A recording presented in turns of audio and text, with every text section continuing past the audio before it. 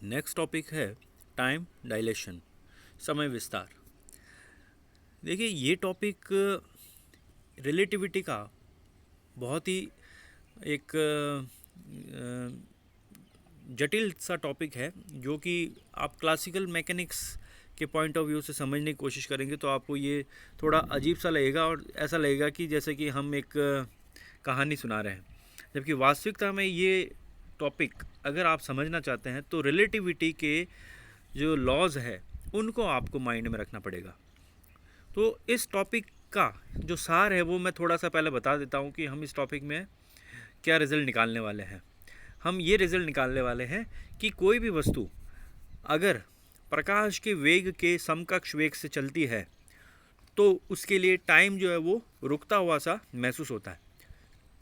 अगर लाइट अगर कोई वस्तु लाइट की वेलोसिटी से चलना शुरू कर दे, एग्जैक्टली लाइट की वेलोसिटी से, जो कि किसी वस्तु के लिए तो लगभग असंभव सा है, लेकिन थियोरेटिकली अगर हम ये कहें कि कोई वस्तु प्रकाश के वेग से चलना शुरू कर दे तो उसके लिए टाइम रुक जाएगा, उसके लिए टाइम रुक जाएगा। अब ये बिल्कुल ऐसा ही है कि एक व्यक्ति जो 20 साल का है और लाइट की वेलोसिटी से चल रहा है, तो आज 20 साल का भी है और 100 साल बाद भी अगर उसकी आप एज निकालेंगे तो वो 20 साल ही रहेगी, क्योंकि उसके लिए टाइम रुक गया। लेकिन अगर वेलोसिटी लाइट की वेलोसिटी से कम है, मान लीजिए 0.9 c है या 0.8 c है, तो टाइम उसके लिए धीमा हो जाएगा। c वेलोसिटी पर टाइम रुक जाएगा, लेकिन जैसे से वेलोसिटी आप कम करते जाएंगे c से, वैसे वैसे आपका जो टाइम का जो टाइम जो रुक जाता है वो धीरे धीरे वापस बढ़ना शुरू होगा। तो 0.9 c पर आप टाइम निकाल के देखेंगे तो आपको लगेगा कि टाइम बहुत धीमा चल रहा है। 0.8 पर थोड़ा फास्ट चलेगा, 0.7 c पर और ज़्यादा फास्ट चलेगा, 0.1 c पर बहुत फास्ट चलेगा। तो कहने का तात्पर्य ये हुआ कि जब कोई वस्तु प्रकाश के वेग के समकक्ष वेग से चलने लग जाती है तो समय जो है वो जो है धीमा पड़ जाता है, यानी कि जो समय है उसका विस्तार हो जाता है। ये आपका टाइम डिलेशन कहलाता है। तो ये एक घटना जिसको आप ये कहें कि मान लीजिए दो व्यक्ति है, उनमें से एक व्यक्ति पृथ्वी पर बैठा है और पृथ्वी अपने वेग से चल रही है सूर्य के चारों तरफ, और जो दूसरा व्यक्ति है अगर उसको मैं एक स्पेस क्राफ्ट में बिठा दूं और उसको अंतरिक्ष में भेज दिया जाए, उसको अंतरिक्ष में भेज रहे हैं और प्रकाश के वेग के समकक्ष वेग से भेज रहे हैं, मान लीजिए 0.8 c या 0.9 c से भेज रहा है, तो उसकी उम्र जो है वो बढ़ना, क्योंकि टाइम जो है वो उसके लिए धीमा हो जाएगा, तो उसकी उम्र का जो बढ़ना है वो भी धीमा हो जाएगा। यानी कि पृथ्वी पर बैठा कोई व्यक्ति जो कि 20 वर्ष का है और जो अंतरिक्ष में जा रहा है वो भी 20 वर्ष का है, तो 10 वर्ष बाद में पृथ्वी पर बैठे हुए व्यक्ति की उम्र तो होगी 30 वर्ष, लेकिन जो व्यक्ति स्पेस क्राफ्ट में बैठ के प्रकाश के वेग के समकक्ष वेग से जाकर वापस पृथ्वी पर आ रहा है उसी वेग से, तो उसके लिए जो टाइम होगा वो 10 वर्ष नहीं होकर उससे कम होगा।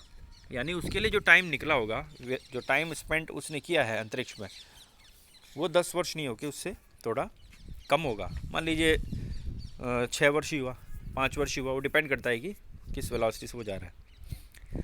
तो बात ये है कि जो टाइम है दो व्यक्तियों के बीच का वो चेंज हो गया, क्योंकि रिलेटिविटी ये कहती है कि टाइम जो है वो धीमा पड़ जाएगा अगर आपका जो फ्रेम ऑफ रेफरेंस है वो लाइट की वेलोसिटी से चलना शुरू कर दे।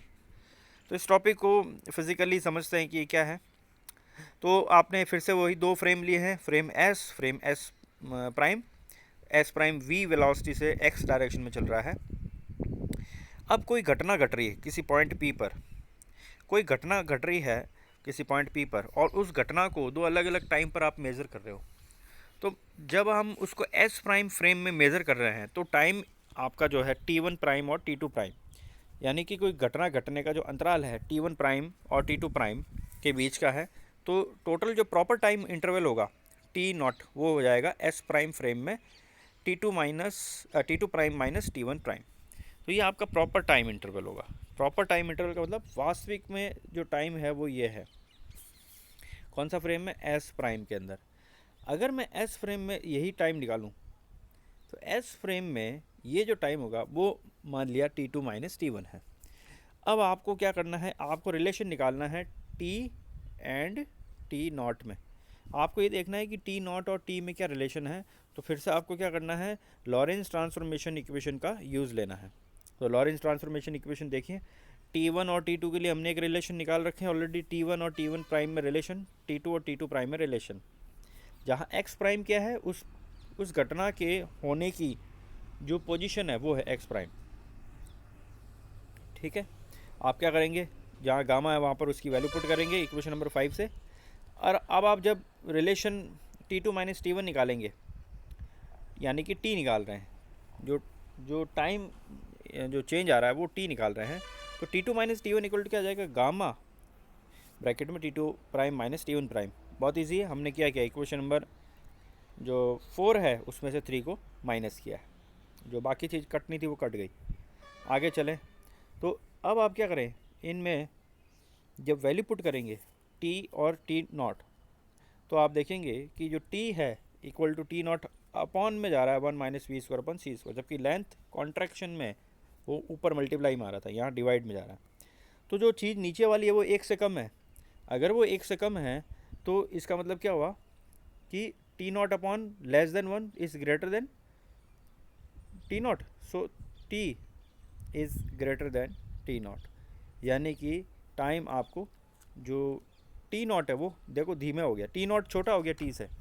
इसका मतलब क्या है, जो वास्तविक टाइम है वो तो आपका T नॉट है, और जो पृथ्वी पर बैठा व्यक्ति है उसको वो टाइम ज़्यादा महसूस हो रहा है, जबकि जो, या इसका उल्टा बोले कि पृथ्वी पर कोई टाइम है, अगर वो T है तो स्पेस में वो टाइम जो है आपका T नॉट है, यानी कि वो कम है उससे। ठीक है, तो ये चीज़ है, तो ये मैथमेटिकली हमने इसको देखा। अब ये थोड़ा समझने में ऐसा लगता है कि भाई ये कैसा हो रहा है, ये है क्या चीज़, हमें ये समझनी है। तो आप देखिए प्रैक्टिकली तो आप इसको नहीं समझ सकते। प्रैक्टिकली यानी कि आप सोचें कि मैं खुद अंतरिक्ष में बैठ के जा रहा हूँ और आप ऐसा अनुमान लगाएं और इसको सोचें, तो ये लगभग इम्पॉसिबल है, क्योंकि हमने अभी तक इतनी साइंस और टेक्नोलॉजी का डेवलपमेंट नहीं किया है कि हम प्रकाश के वेग के समकक्ष वेग से चलना शुरू करें। तो हम प्रकृति में घटने वाली घटनाओं से हम इसको समझ सकते हैं।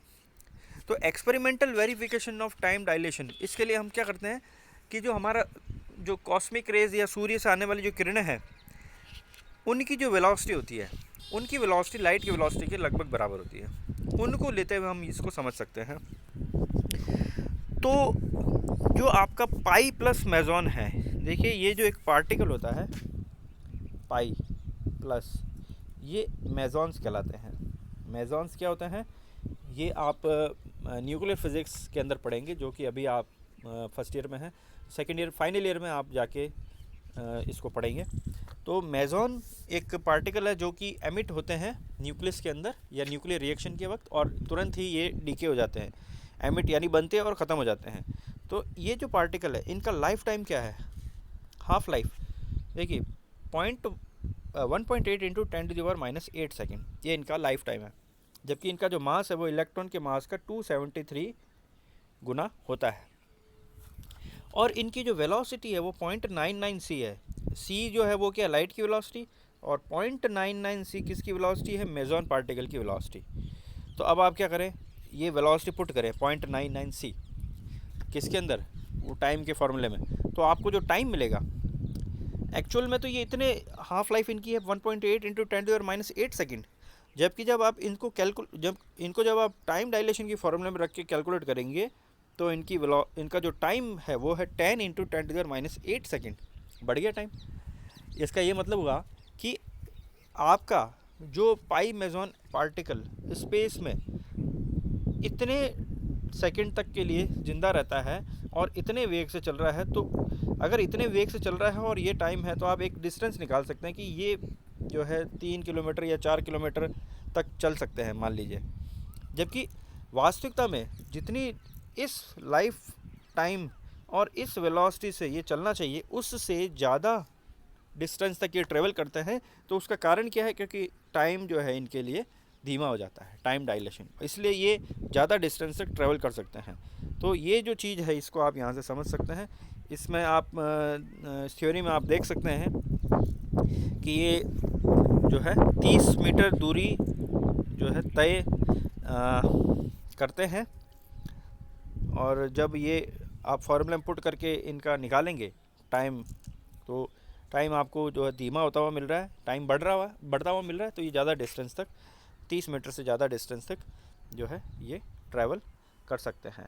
तो एक्चुअल में ये जब आप सॉल्व करेंगे तो 60% ये आपको टाइम इंटरवल बढ़ते हुए मिल रहा है। ठीक है, तो ये एक प्रैक्टिकल एग्ज़ाम्पल है जिसको कि आप समझ सकते हैं। और इसके बाद में कुछ एग्ज़ाम्पल्स है जो कि आप कर सकते हैं, बुक्स में आपके दे रखे हैं।